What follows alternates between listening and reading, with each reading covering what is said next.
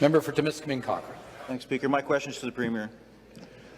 Bill 97 will allow 3 severed residential lots per farm property. This could severely limit livestock expansion because of MDS guidelines. In response to my question a few weeks ago, the minister stated that, and I quote, we have taken a thoughtful approach and we are going to be okay. Since then, Ontario farmers have united to stand in strong opposition to the proposed severances. Beef farmers, Ontario pork, dairy farmers, chicken farmers, OFA, CFFO, NFU, and others. These are the people who feed our cities. That's right. And they're telling you this is a mistake. Will you remove the ag severance provisions from Bill 97? To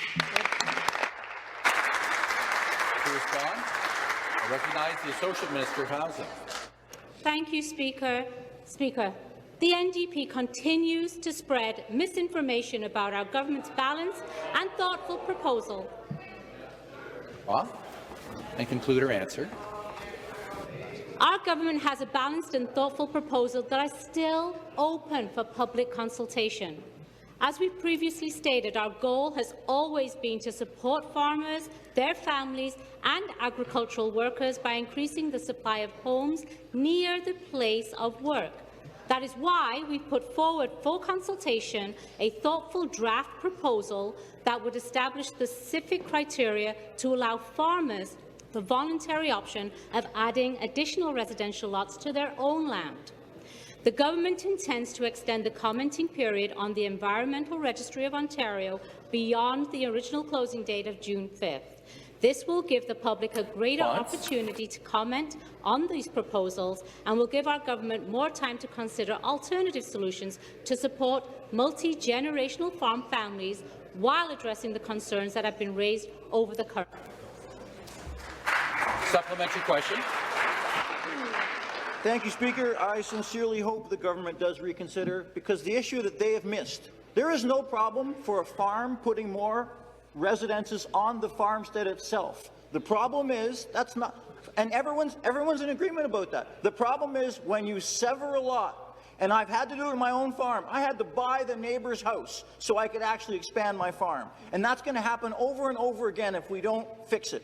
So I am encouraged that you're willing to reconsider. I hope that the Premier does reconsider and fix 97 so that livestock operations aren't restricted when they try to expand. Thank you.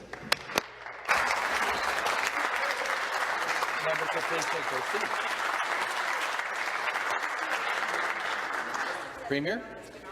Well, thank you for the question. And this is going to be one of the times that we all kind of agree, including the farmers. We do.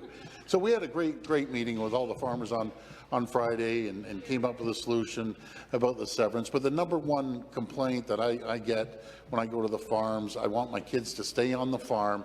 And there is certain jurisdictions that won't allow you to build an additional residence. The other number one complaint is, and I heard it this morning from a farmer when I spoke to on the way down here, he has 100 migrant workers that work on the farm that are critical to his operation, but he has no place to put them. But we're going to come up with a happy compromise and work with the farmers, because they're the ones that have to live with us day in and day out. So believe it or not, we're all, John, sorry, I shouldn't call him John, the member, we're all kind of on the same page here. We're going to work with them.